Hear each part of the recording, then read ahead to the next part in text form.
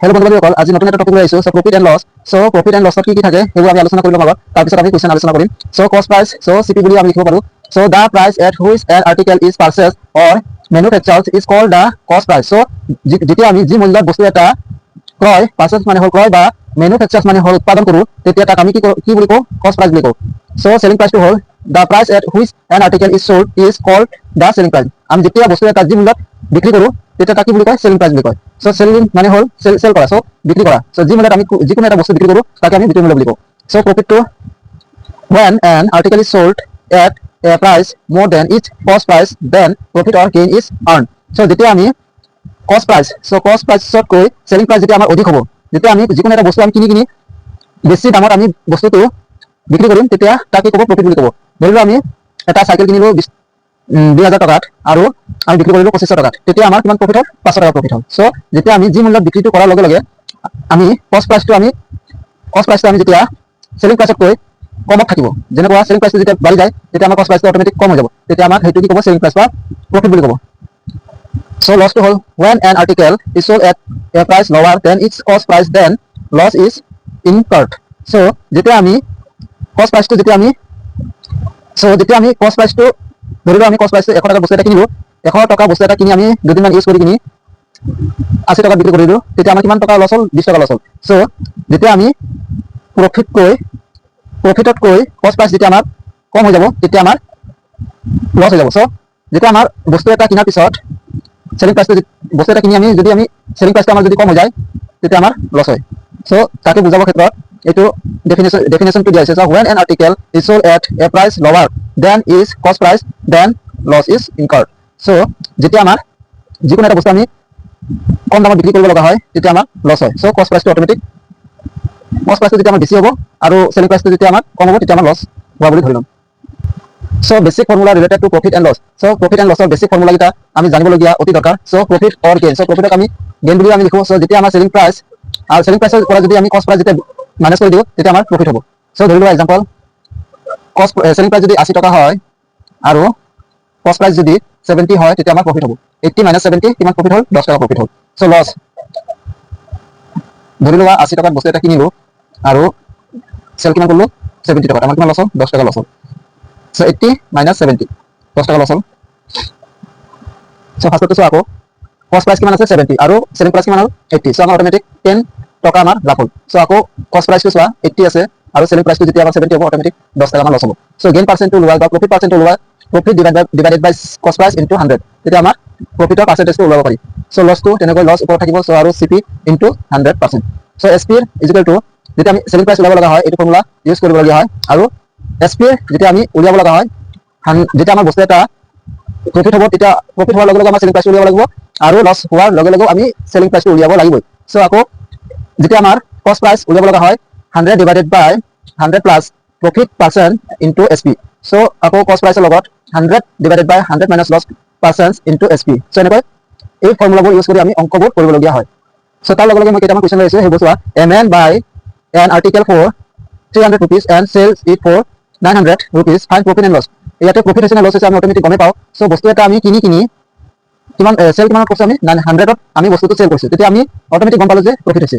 এইটো আমাৰ কিমান টকা প্ৰফিট হৈছে এইটো লিখিব লাগে। প্ৰফিট ফৰ্মুলাটো চোৱা,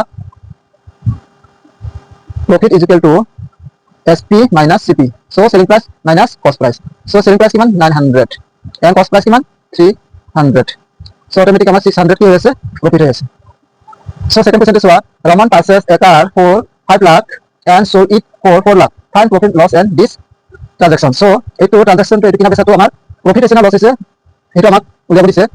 ৰমনে বস্তু এটা কিনিছিল। বস্তু মানে কাৰ বুলি দিছে। কাৰ এটা কিনিছিল কিমান টকাত? 5 লাখ টকাত। আকৌ বস্তুটো বিক্ৰী কৰিছে কিমানত? 4 লাখ টকাত। এইটো আমাৰ প্ৰফিট হোৱা নাই, আমি লছ ল'ব লাগিব। লছ হ'লে কি হ'ব? চিপি মাইনাছ এছপি। কিমানত কিনিছিল? 5 লাখ, বিক্ৰী কৰিছে কিমানত? 4 লাখ। অট'মেটিক কিমান? 1 লাখ লছ হৈ আছে। 1 লাখ টকা লছত ৰমনে চলি আছে। থাৰ্ড কুৱেশ্যনটো চোৱা, a person buy a toy for 50 rupees and sells it for 75, what will be his gain percent. বস্তু এটা কিনিছিল, পুতলা এটা কিনিছিল 50 টকাত আৰু চেল কৰিছে কিমানত? 75 টকাত। চ' এজন মানুহে বস্তু এটা কিনি 50 টকা কিনি 75 টকাত বিক্ৰী কৰিছে। চ' তাৰ কিমান প্ৰফিট হ'ল সেই মানুহজনৰ সেইটো উলিয়াব দিছে। চ' ফাৰ্ষ্টতে আমাৰ প্ৰফিটৰ ফৰ্মুলাটো চোৱা, profit is equal two SP minus CP। So' SP কিমান দিয়া আছে 75 মাইনাছ CP কিমান হ'ব 50। চ' অট'মেটিক 25 টকা কি হৈছে প্ৰফিট হৈ আছে। চ' 25 টকাৰ প্ৰফিটটো কিমান পাৰ্চেণ্ট হ'ব, চ' এইটো উলিয়াব দিছে গেইন পাৰ্চেণ্ট বা প্ৰফিট পাৰ্চেণ্ট। প্ৰফিট পাৰ্চেণ্টটো কিমান হ'ব এইটো চোৱা, গেইন মানে হ'ল 25 টকা, CP হ'ল 50 ইনটু 100। চ' ইনটু 100, চ' 50 দুইগুণ কিমান হ'ব 125 দুইগুণ 50, চ' 50% লাভ হৈ আছে।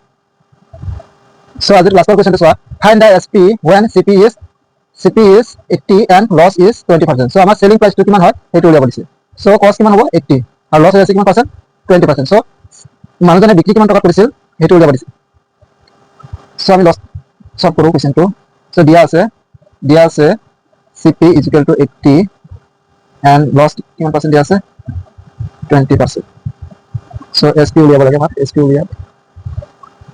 চ' SP উলিয়াব ফৰ্মুলাটো চোৱা, SP is equal to 100 minus loss. So' loss হৈছে লছ পাৰ্চেণ্টটো আমি লিখি দিব লাগিব।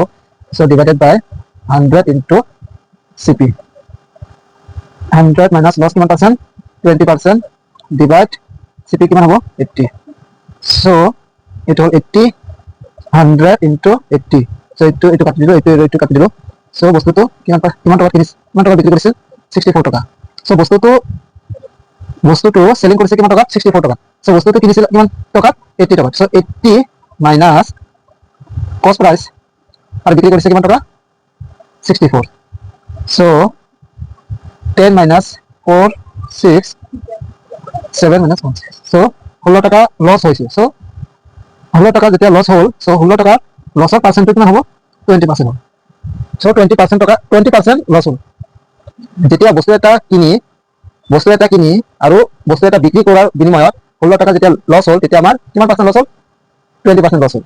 চ' আমি এইটো লছ পাৰ্চেণ্টটো এনেকৈ ল'ব পাৰোঁ 20 কেনেকুৱা হ'ল চোৱা, loss percent is equal to loss 16 টকা, CP কিমান আছে 80 ইনটু 100, 80 কাটা গ'ল 8 দুইগুণ কিমান 16, 2 দহগুণ কিমান হ'ব 20, চ' 20%। চ' আমি এইটো ফালৰ পৰাও এনচাৰটো কৰিলোঁ, এইটো ফালৰ পৰা এনচাৰটো কৰিলোঁ। চ' আমি চব ফালৰ পৰা কুৱেশ্যনটো আমি বুজি আমি এইটো চাইডৰ পৰাও এনচাৰটো কৰিব জানিলে আৰু সেইটো চাইডৰ পৰা এনচাৰটো কৰিব জানিলে আমাৰ অংক কৰা ইজি হৈ যায়। চ' অলপ সময় লাগিব, বুজি পাই গ'লে এইবাৰ আমাৰ সকলোখিনি এনচাৰ এনে অট'মেটিক আহি যাব।